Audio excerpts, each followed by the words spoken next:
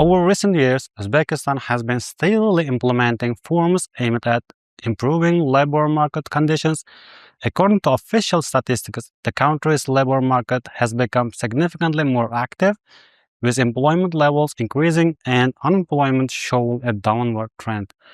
As of 2024, the unemployment rate in Uzbekistan stands at 6.8%.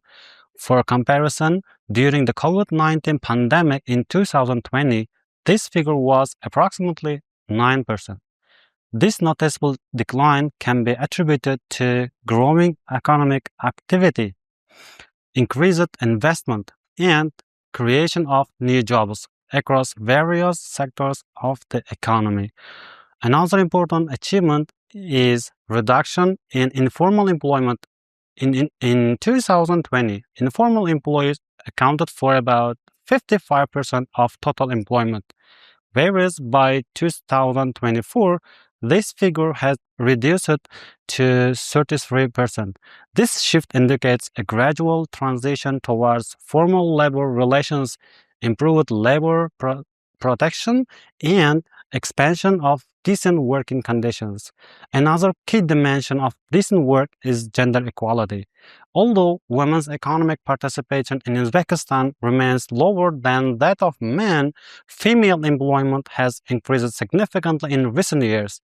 Women are predominantly employed in the service sector and to some extent in the informal economy, yet progress toward greater inclusion is evident.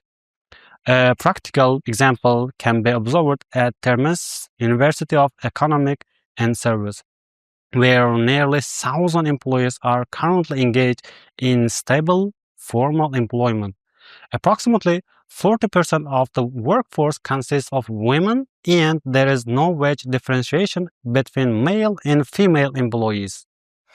And at this university, principles of equal pay for equal work, stable employment, and formal labor relations are fully upheld.